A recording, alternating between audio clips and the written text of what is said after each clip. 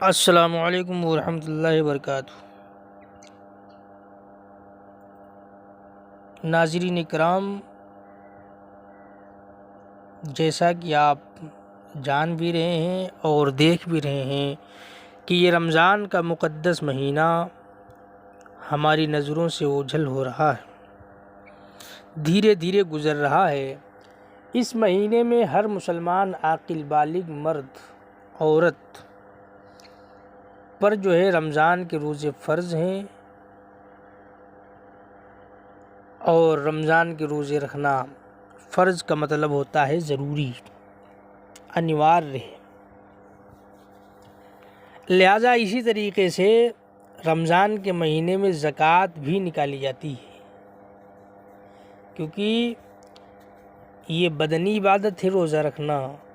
اور زکوٰۃ دینا یہ مالی عبادت ہے۔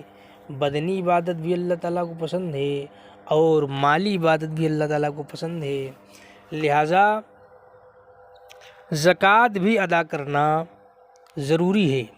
اب سوال یہ پیدا ہوا کہ زکوٰۃ دے گا کون، اور زکوٰۃ کس پہ واجب ہوتی ہے، اور کون سا بندہ ہوتا ہے جس پہ زکوٰۃ لاگو ہوتی ہے اور زکوٰۃ اسے دینا ضروری ہوتا ہے۔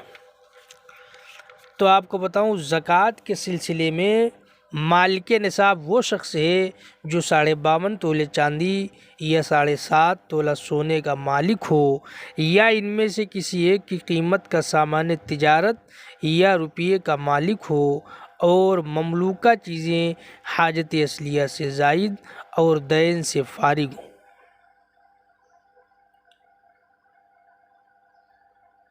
دین سے فارغ ہوں مطلب یہ ہے کہ اس پہ قرض نہ ہو،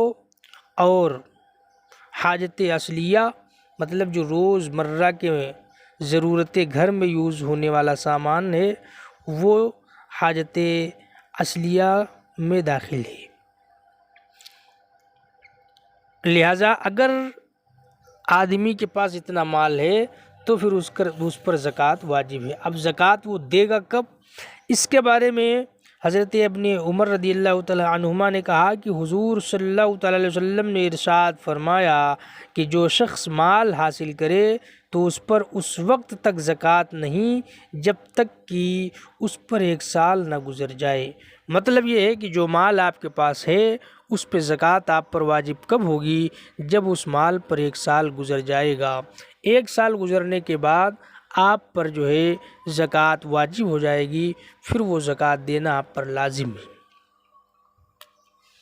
ہاں، اگر کوئی مالک نصاب ہو کر زکوٰۃ نہیں دیتا ہے یا نہیں ادا کرتا ہے، اس کے بارے میں حدیث میں بہت سی وعیدیں آئی ہیں، لہٰذا یہ بھی ہمارے لیے ضروری ہے کہ ہم زکوٰۃ بھی ادا کریں اور زکوٰۃ کے مسئلے بھی ہم سمجھیں، کیونکہ یہ بھی ہم لوگوں پر مطلب جو صاحب نصاب ہے ان پر زکوٰۃ دینا بھی واجب ہے۔ حضرت ابو ہریرہ رضی اللہ تعالیٰ عنہ نے کہا کہ حضور صلی اللہ تعالیٰ علیہ وسلم نے فرمایا کہ جو شخص سونے یا چاندی کے شرعی نصاب کا مالک ہو اور وہ اس کا حق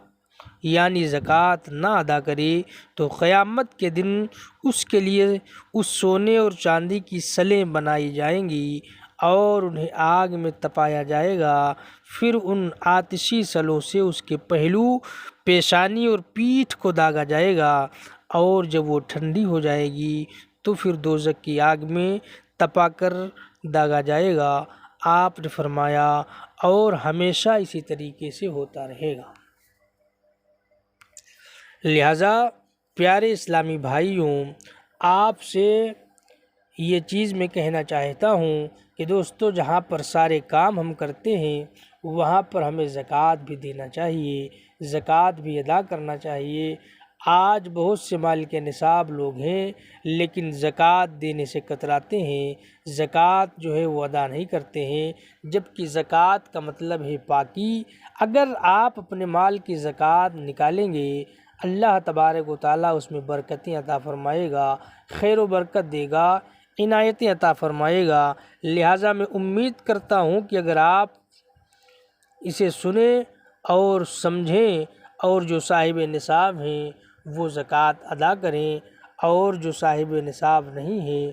وہ بھی جو صاحب نصاب ان کے گھر میں ہیں ان سے ادا کروانے کی کوشش کریں، یہ آپ کے لیے بھی بہتر ہوگا اور ان کے لیے بھی بہتر ہوگا۔ لہٰذا جس طریقے سے روزے فرض ہیں اسی طریقے سے زکوٰۃ بھی صاحب نصاب پر فرض ہے، واجب ہے، اسے ادا کرنا ہر حال میں ضروری ہے۔